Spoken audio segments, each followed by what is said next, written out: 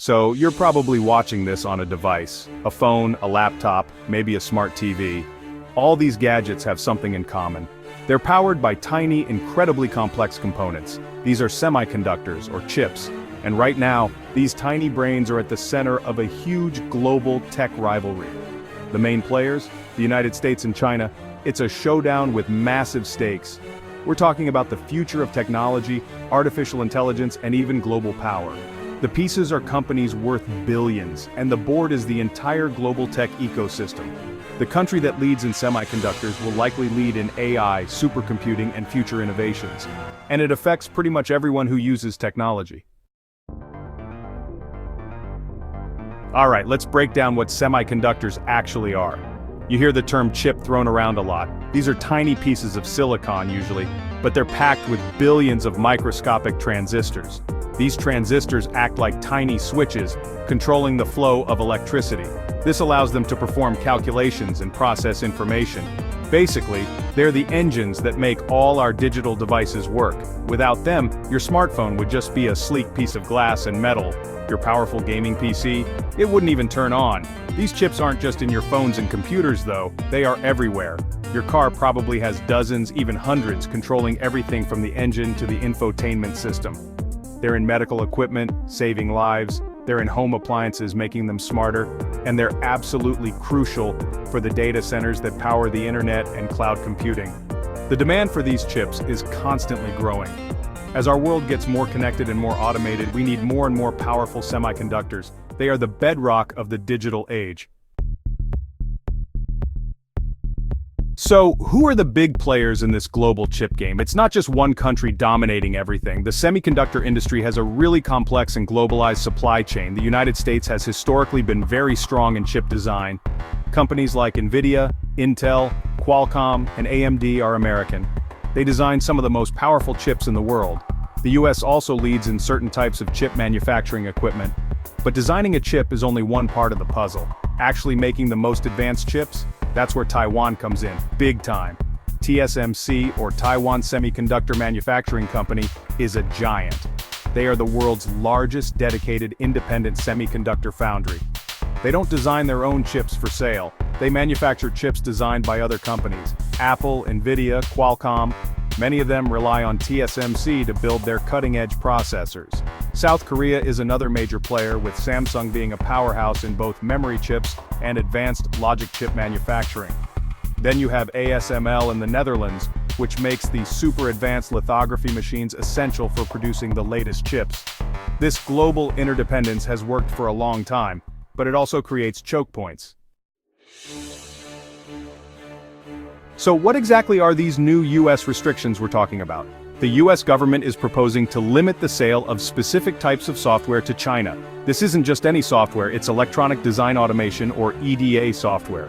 Think of EDA tools as the highly sophisticated digital blueprints and simulation programs that engineers use to design modern microchips.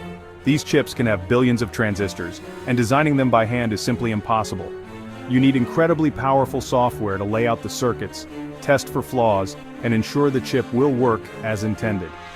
These new rules are a significant step up from previous restrictions.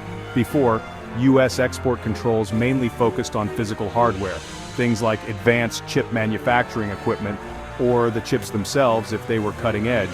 But these new rules target an earlier, more fundamental stage, the design phase.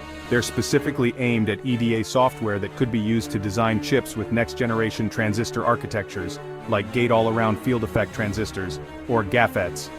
GAFET technology is seen as the next big leap in semiconductor performance. By restricting access to the EDA tools needed to design these GAFET chips, the US is trying to prevent China from easily developing its own most advanced semiconductor capabilities. It's a very targeted approach. It's a clear message that the competition in advanced semiconductors is intensifying. Targeting EDA software. Why is this such a big move? Well, here's the thing. EDA tools are absolutely fundamental to modern chip design. You simply cannot create complex, high-performance semiconductors without them. Imagine trying to design a modern skyscraper with just a pencil and paper, no CAD software, no structural analysis programs. It would be incredibly difficult, if not impossible, to achieve the same level of complexity and safety.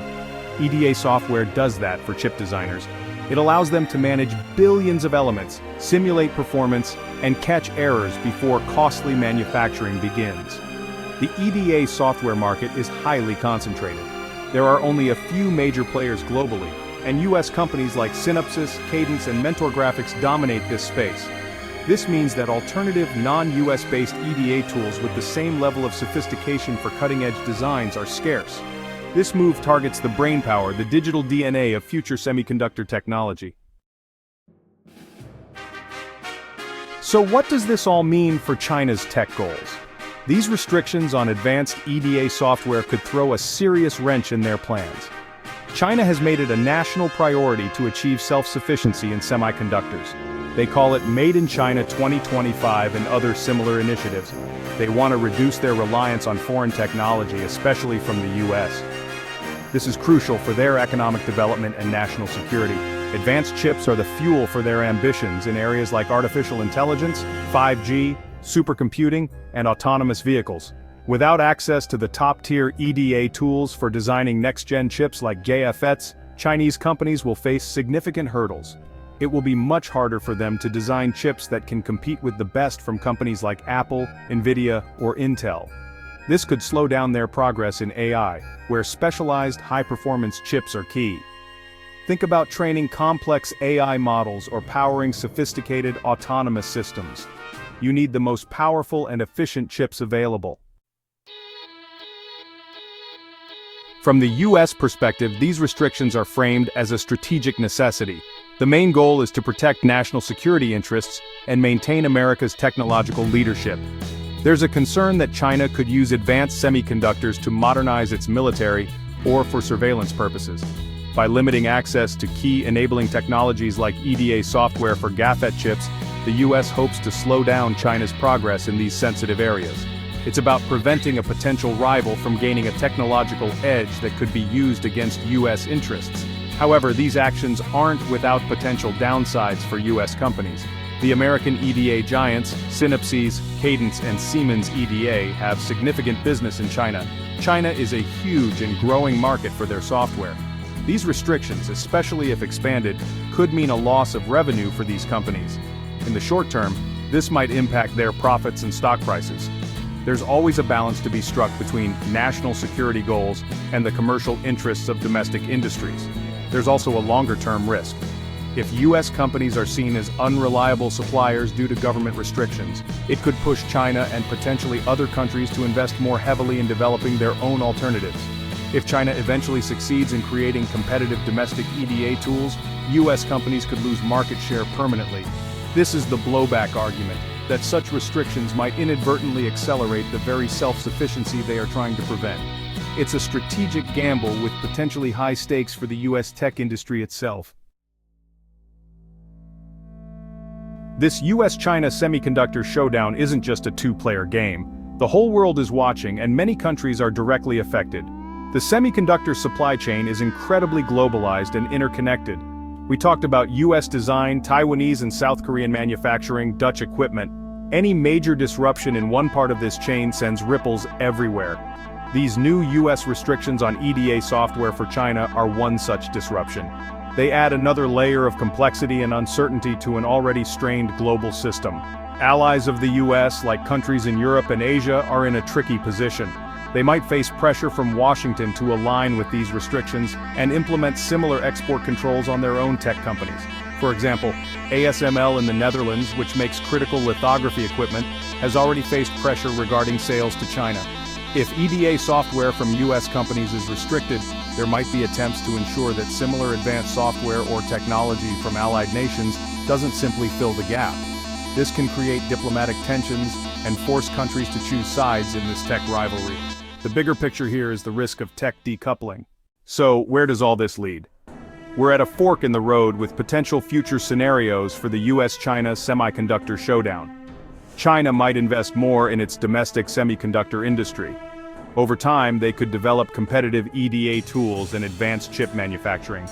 Alternatively, US restrictions could be highly effective. China might struggle with advanced EDA software and GAFET chip design. The US and its allies would maintain their technological lead. Semiconductors are a global endeavor. progress relies on international collaboration and open markets.